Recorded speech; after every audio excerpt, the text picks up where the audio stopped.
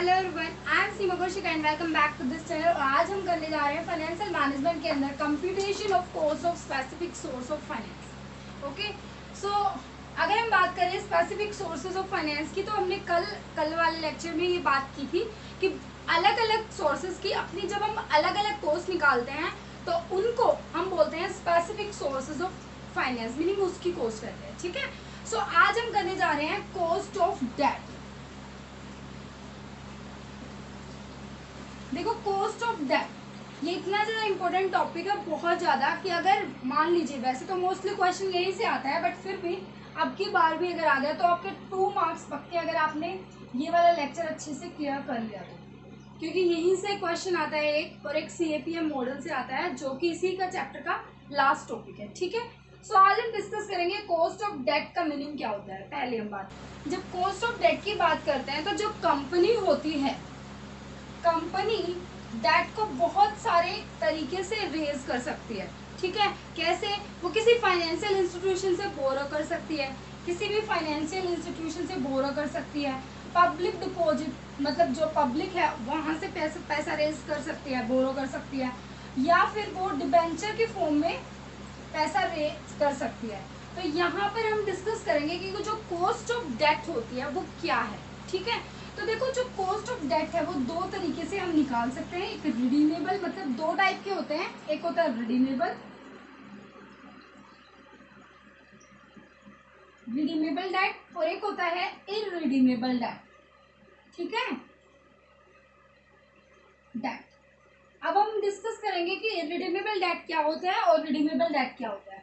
नाम से क्लियर हो रहा है, रिडीमेबल का मतलब क्या होता है? ऐसे डेट जो आपको रिडीम करने पड़ते हैं। ठीक है, उनका एक मैच्योरिटी पीरियड होता है कि कितना भी हो सकता है, मान लीजिए 10 ईयर्स है या कुछ भी है। और इरिडीमेबल के अंदर क्या होगा कि जो रिडीम नहीं कर सकते, हम जिनको रिडीम नहीं कर सकते। ठीक है, तो सबसे पहले हम बात करेंगे इरिडीमेबल की, क्योंकि इरिडीमेबल ईजी है। इरिडीमेबल की अगर हम बात करें, इरिडीमेबल डेट की, तो कैसे, क्या फॉर्मूला होता है इरिडीमेबल का? पहली बात तो ये देखना है आपको, ये जो इरिडीमेबल डेट है वो बिफोर टैक्स है या आफ्टर टैक्स है। ठीक है, मान लीजिए अगर बिफोर टैक्स है तो हम कॉस्ट निकालेंगे KD, बिफोर है तो KDB, और फॉर्मूला रहने वाला है interest divided by net proceed into में 100। ये क्या है? बिफोर टैक्स है। ठीक है, अब आप कोई भी क्वेश्चन ले सकते हो। देखो, कॉस्ट ऑफ इरिडीमेबल डेट निकालेंगे हम। क्वेश्चन दिया हुआ है, आप फटाफट देखो। X limited issue 15 lakh 8% debenture at par. Cost of debt निकालें। कॉस्ट ऑफ डेट का क्या फॉर्मूला था? Interest divided by net proceed into में 100। यहाँ पर इंटरेस्ट कैसे फाइंड आउट करेंगे? जैसे 15 लाख है, 15 लाख का 8% करोगे तो कितना है? 15 लाख का 8% करते हो, 8% करो 1,20,000, तो इंटरेस्ट कितना आ गया? 1,20,000। Yes, divided by net proceed. देखो, एट पार है, एट पार का मीनिंग आपको पता होगा। एट पार का मतलब है बिल्कुल नो लॉस नो प्रॉफिट। सो इसने ना तो डिस्काउंट पे दिया ना प्रीमियम पर दिया। At par debt mean net proceed कितनी है? पूरी की पूरी 15 लाख। तो यहाँ पर कितना लिखेंगे हम? 15 लाख इंटू में 100, इंटू में 100 करोगे तो कितना आ गया? 8%। तो आपकी कॉस्ट ऑफ डेट कितनी आ गई? 8%। जब आपके डिस्काउंट पर होता है तो आप क्या करोगे? डिस्काउंट के केस में ध्यान से समझो, अभी नेट प्रोसीड में से डिस्काउंट माइनस होता है। हमेशा याद रखना, जो आपकी नेट प्रोसीड होती है उसमें से जो इन्होंने बोला था ना इशू, जब आपका इशू होता है ना, इशू प्राइस, वही वो जिस तरीके से हो रहा है, अगर वो प्रीमियम पर हो रहा है तो नेट प्रोसीड का मतलब होगा जो आपका ये है उसमें ऐड हो जाएगा, और अगर वो डिस्काउंट पर है तो इसमें जो ये इशू दे रखा है ना उसमें डिस्काउंट होगा तो लेस हो जाएगा, और जब जो आएगा उसको बोलते हैं नेट प्रोसीड। तो यहाँ पर सेकेंड केस की अगर मैं बात करूँ तो क्या होगा? इंटरेस्ट की बात करूँ तो इंटरेस्ट तो उतना ही का उतना रह जाएगा, 1,20,000। यस, और नीचे कितना आ जाएगा? 15 लाख। ये पार था, उसमें माइनस करो 7%। तो फटाफट बताओ मुझे, 15 लाख माइनस करेंगे अगर 7 पर कितना?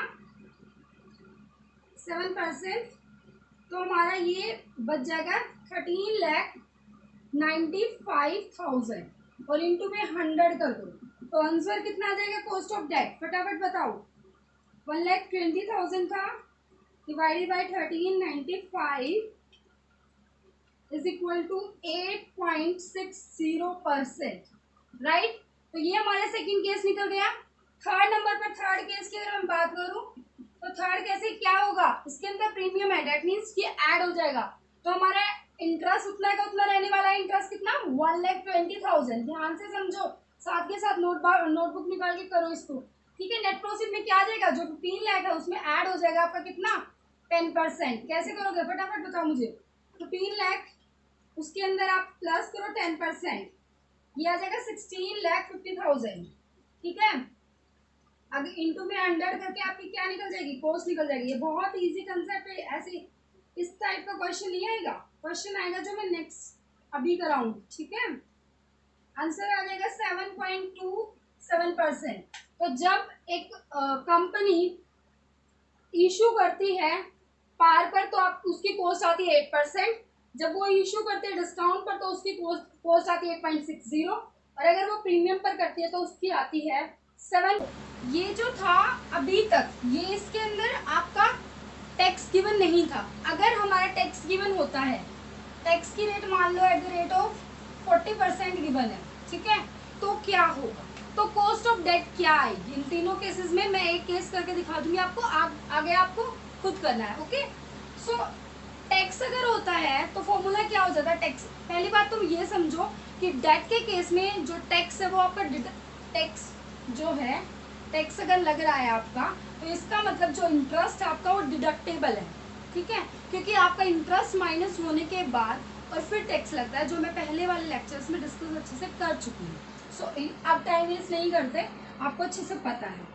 कॉस्ट ऑफ डेट का फॉर्मूला याद रखना, इंटरेस्ट 1 माइनस के tax divided by net proceed into में 100 है। इस फॉर्मूले से आपको तीनों केसेस करने हैं। मैं एक केस पहले वाला इजी सा वो मैं कर देती हूँ, बाकी मुश्किल वाले आप करेंगे। ऐसा मुश्किल नहीं है बट आपको करना है।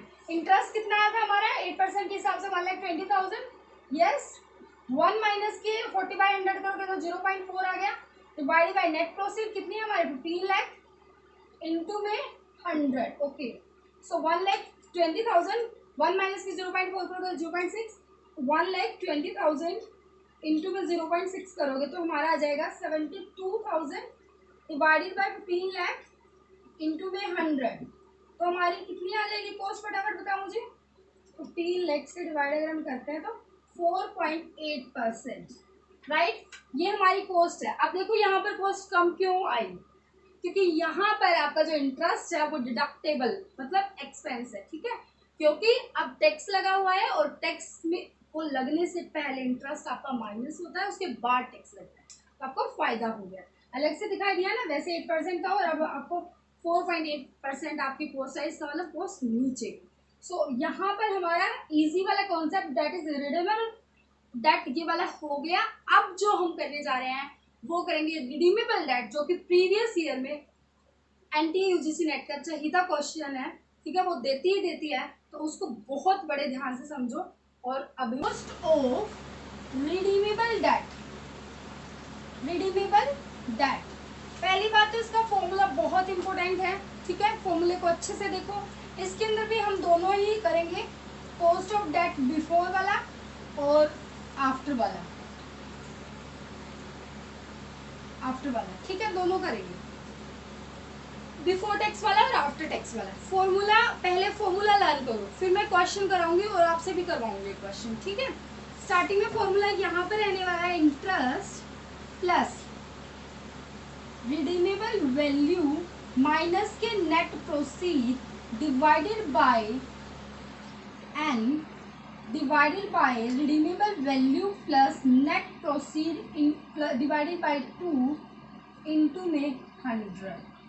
यहाँ पर ये हमारा फॉर्मूला है कॉस्ट ऑफ डेट निकालने का बिफोर टैक्स का।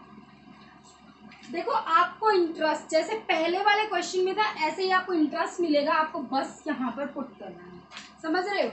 रिडीमेबल वैल्यू मतलब आपको क्वेश्चन में अलग से दिखाएगा, वो अलग से क्या दिखाएगा, रिडीमेबल वैल्यू ये दिखाएगा कि आपने जो इशू किए थे, मतलब एक्स लिमिटेड कंपनी जो शेयर्स इशू करे थे, मतलब डिबेंचर इशू किए थे, उसके बाद वो रिडीमेबल हुए हैं, एट पार हुए हैं, प्रीमियम हुए हैं, जिस भी तरीके से हुए हैं आपको अलग से दिखाई देगा।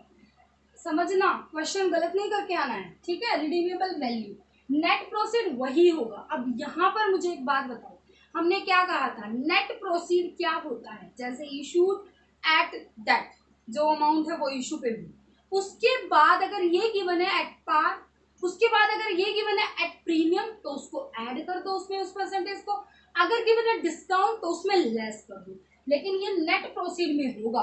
अगर रिडीमेबल वैल्यू देने के बाद एट प्रीमियम बिफोर जो भी कुछ है तो वो इसमें होगा, ये बात याद रखनी है। मैं क्वेश्चन बताऊंगी, जो पिछली बार क्वेश्चन आया था और मेरा हल्के में गलत हो गया, वही मैं जो कह रही थी कि 10 क्वेश्चन में से मेरे 9 क्वेश्चन ठीक थे और एक क्वेश्चन गलत हो गया था, और घर पर आके मैंने देखा तो मुझे गलती का भी एहसास हो गया कहाँ पर, ठीक है। तो आपको भी नहीं करनी है मिस्टेक। आगे मैं क्या बता रही हूँ, नीचे तो वही है, जो ऊपर है उसका एवरेज कर देना।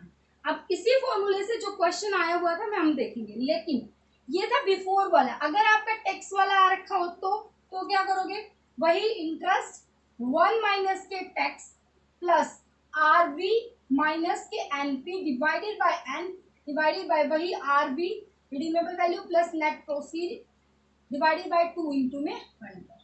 अब जो क्वेश्चन आया हुआ था वो करते, ओके। तो ये क्वेश्चन हमारा दिसंबर 2019 में आया हुआ था, और ये जो क्वेश्चन आया हुआ था ना, इसको पहले अच्छे से समझो, ठीक है। आपके 2 मार्क्स पक्के हो जाएंगे, क्योंकि अब की बार भी क्वेश्चन आएगा यहाँ से पक्का। पहले हम क्या करेंगे, अगर हमें ऐसा क्वेश्चन दिख जाए तो हम बहुत ही आसानी तरीके से उसको समझेंगे। कह रहा है a company raise 1 lakh rupees by issue of 1000 at the rate of 10% debenture of 100 each at a discount of 2%। यहाँ पर इसने issued प्राइस पर 2% का डिस्काउंट दिया है। जब ऐसा क्वेश्चन आ जाए ना कि इशू पर है, इसका मतलब जो आपका नेट प्रोसीड है उसमें हलचल आएगी। कहने का मतलब है कि जैसे 1 लाख रुपीज है तो -2% नेट प्रोसीड में होगा, क्योंकि इन्होंने क्या करा, इशू एट डिस्काउंट। तो नेट प्रोसीड कब होता है, इशू प्राइस में से जो भी डिस्काउंट है प्रीमियम है वो माइनस ऐड होता है, okay. Redeemable after 10 years at the if the corporate tax, ये दे रखा। अब देखो हम क्या कर जाते हैं, जो मैंने मिस्टेक की थी वो मैंने क्या करी, रिडीमेबल वैल्यू में से डिस्काउंट माइनस कर दिया। मतलब रिडीमेबल वैल्यू जब निकाली ना तो 1 लाख में से 2% माइनस कर दिया और रिडीमेबल वैल्यू में रख दिया। क्यों, क्योंकि मेरे को क्या लगा कि एट अ डिस्काउंट 2% ये रिडीम हुआ, नहीं, ये इशूड प्राइस पर डिस्काउंट है। अगर रिडीमेबल पर होता तो यहाँ पर आता, ठीक है। तो हमें फॉर्मूला लिखना है जस्ट इंटरेस्ट 1 माइनस के tax plus redeemable value minus के net proceed divided by N divided by redeemable value plus net proceed divided by 2 into में 100। हमें सबसे पहले क्या देखनी है, रिडीमेबल वैल्यू। रिडीमेबल वैल्यू क्या होगी हमारी, रिडीमेबल वैल्यू 1 लाख का 1 लाख, क्योंकि रिडीम तो पार पे ही है, कुछ दे नहीं रखा, तो रिडीमेबल वैल्यू क्या निकल गई हमारी 1 लाख। यस, नेट प्रोसीड कैसे निकलेगा, 1 लाख था, डिस्काउंट 2%, तो 1 लाख का 2% करना, 1 लाख का 2% कितना आ जाएगा आपका 2000। दैट मीन्स 1 लाख में से 2000 माइनस करें तो नेट प्रॉफिट कितना आ गया 98,000। उसके बाद एन कितना गिवन है हमारा 10 इयर्स, और 2 तो 2 है ही, इंटरेस्ट कैसे निकलेगा 1 लाख है, इसका 10% कर दो, क्योंकि अगले ने बोल रखा 10%, तो कितना निकल गया 10,000। ये क्या है, इंटरेस्ट है।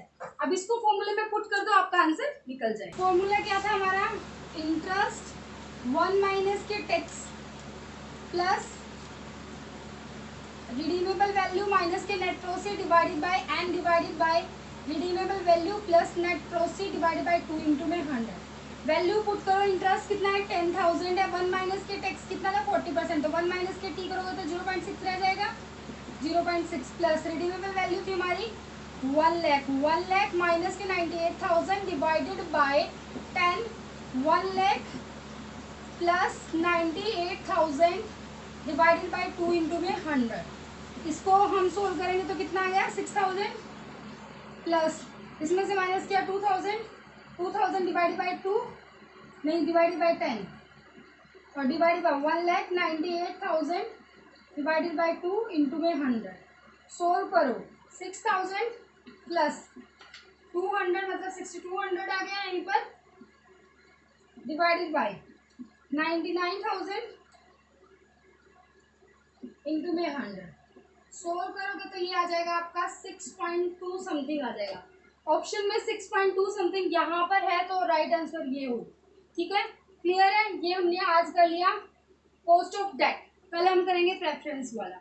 यहाँ तक ये क्वेश्चन 2 नंबर का बहुत इंपॉर्टेंट है, तो यहाँ तक आपको करना है। And thank you so much, bye bye.